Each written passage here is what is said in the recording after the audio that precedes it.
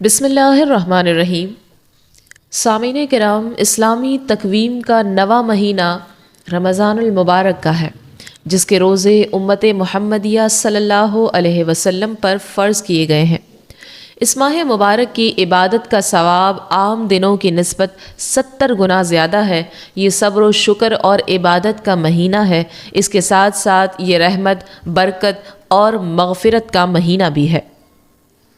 ابن جوزی بستان الواعظین میں بیان کرتے ہیں کہ جس طرح حضرت یعقوب علیہ السلام کے 12 بیٹوں میں سے حضرت یوسف علیہ السلام اپنے والد ماجد کو زیادہ محبوب تھے، اسی طرح سال کے 12 مہینوں میں سے رمضان شریف خدائے لم یزل کو زیادہ محبوب ہے، اور اس مہینے کی برکت سے اللہ رب العزت بندوں کے 11 مہینوں کے گناہوں کو معاف فرماتا ہے۔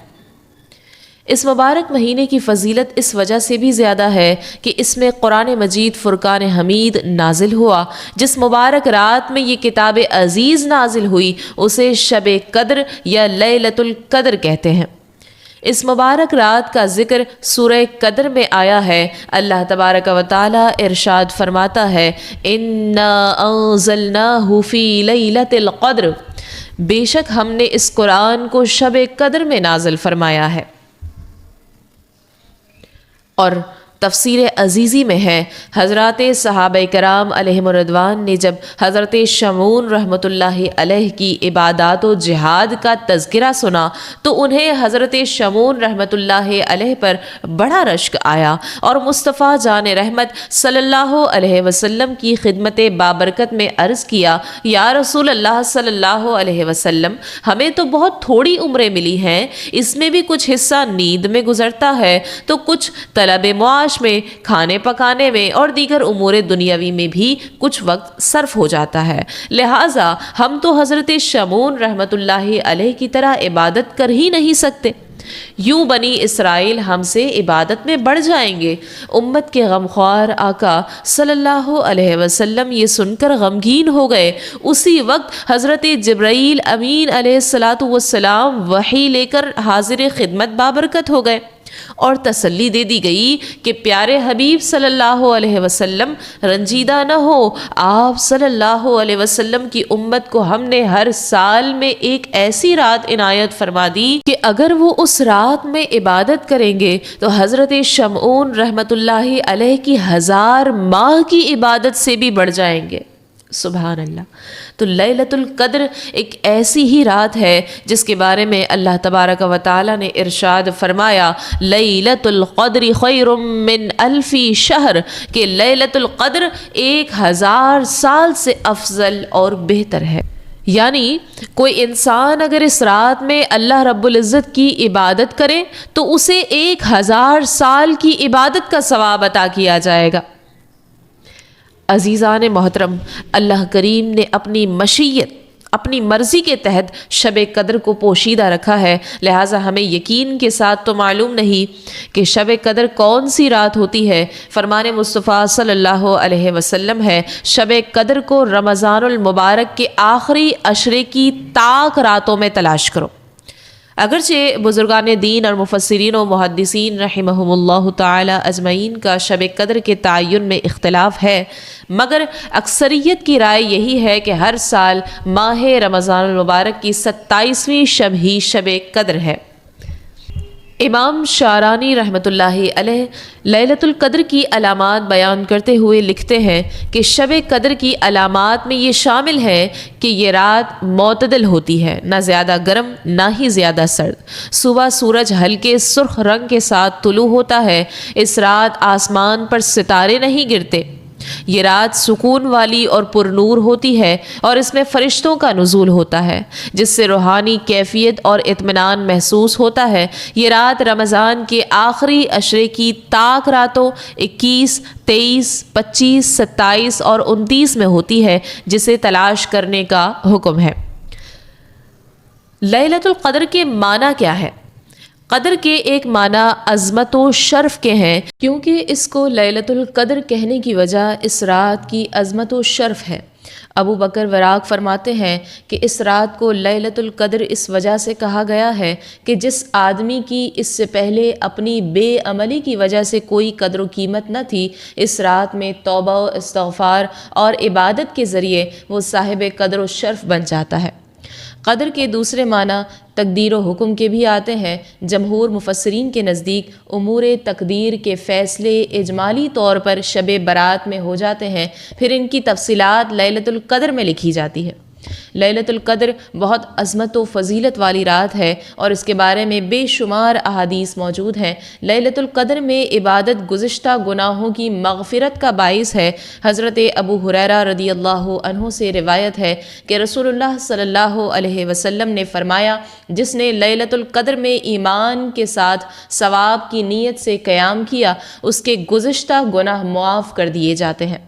اور حضرت انس بن مالک رضی اللہ عنہ سے روایت ہے کہ رمضان آیا تو رسول اللہ صلی اللہ علیہ وسلم نے فرمایا، یہ جو مہینہ تم پر آیا ہے اس میں ایک رات ایسی ہے جو قدر و منزلت کے اعتبار سے 1000 مہینوں سے بہتر ہے۔ جو شخص اس سعادت کو حاصل کرنے سے محروم رہا وہ ہر بھلائی سے محروم رہا۔ ایک اور روایت کے مطابق رسول اللہ صلی اللہ علیہ وسلم نے فرمایا کہ لیلۃ القدر کی سعادت سے صرف بد نصیب ہی محروم کیا جاتا ہے۔ لیلۃ القدر کو رمضان کے آخری عشرے کی طاق راتوں میں تلاش کرنا چاہیے۔ حضرت عائشہ رضی اللہ عنہا نے فرمایا کہ رسول اللہ صلی اللہ علیہ وسلم فرمایا کرتے تھے کہ رمضان کے آخری عشرے کی طاق راتوں میں لیلۃ القدر کو تلاش کرو۔ اس حدیث پاک سے یہ ترغیب دلائی گئی ہے کہ لیلۃ القدر کو رمضان کے آخری عشرے کی طاق راتوں میں تلاش کرنا چاہیے، یعنی آخری عشرے میں بہت زیادہ عبادت کرنی چاہیے اور اپنے اہل و عیال کو عبادت کے لیے خصوصی ترغیب دینی چاہیے، کیونکہ یہ ہمارے پیارے نبی صلی اللہ علیہ وسلم کی سنت ہے۔ حضرت عائشہ رضی اللہ عنہا روایت کرتی ہے کہ رمضان کے آخری عشرے میں رسول اللہ صلی اللہ علیہ وسلم باقی دنوں کی نسبت عبادت میں زیادہ کوشش فرمایا کرتے تھے۔ ایک اور روایت میں ہے، حضرت عائشہ رضی اللہ عنہا فرماتی ہیں کہ جب رمضان کے آخری 10 دن شروع ہوتے تو آپ صلی اللہ علیہ وسلم عبادت کے لیے کمر بستہ ہو جاتے، راتوں کو جاگتے اور اپنے اہل و عیال کو بھی جگاتے۔ حضرت عائشہ رضی اللہ عنہ بیان کرتی ہیں کہ میں نے عرض کیا، یا رسول اللہ صلی اللہ علیہ وسلم مجھے بتائیں، اگر میں جان لوں کہ کون سی رات شب قدر ہے تو میں اس میں کیا دعا کروں؟ آپ صلی اللہ علیہ وسلم نے فرمایا، اللہم انکا عفو تحب العفو فاعف عنی، یعنی اے اللہ تو معاف کرنے والا ہے اور معافی و درگزر کو پسند کرتا ہے تو تو مجھ کو معاف فرما دے۔ لیلۃ القدر میں فرشتوں کا نزول اس بات کی علامت ہے کہ اللہ تبارک و تعالی اس رات عبادت کرنے والوں پر خاص رحمت، سلامتی اور توجہ فرماتا ہے، اور یہ اہل ایمان کے لیے عظیم شرف کی بات ہے۔ حضرت علی المرتضیٰ رضی اللہ عنہ کا قول ہے کہ لیلۃ القدر میں فرشتے اس لیے نازل ہوتے ہیں کہ بندوں پر سلام پڑھیں اور ان کی شفاعت کریں، سو جس کو فرشتوں کا سلام پہنچے گا اس کے گناہ بخش دیے جائیں گے۔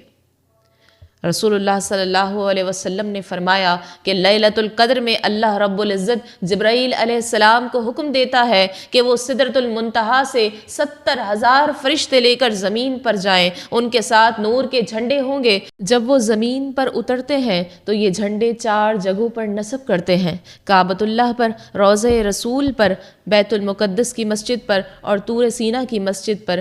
پھر جبرائیل علیہ السلام تمام فرشتوں کو زمین پر پھیل جانے کا حکم دیتے ہیں، اور جہاں مومنین مرد و زن عبادت میں مشغول ہوتے ہیں وہاں پہنچ جاتے ہیں اور ان کے لیے دعائے مغفرت کرتے ہیں۔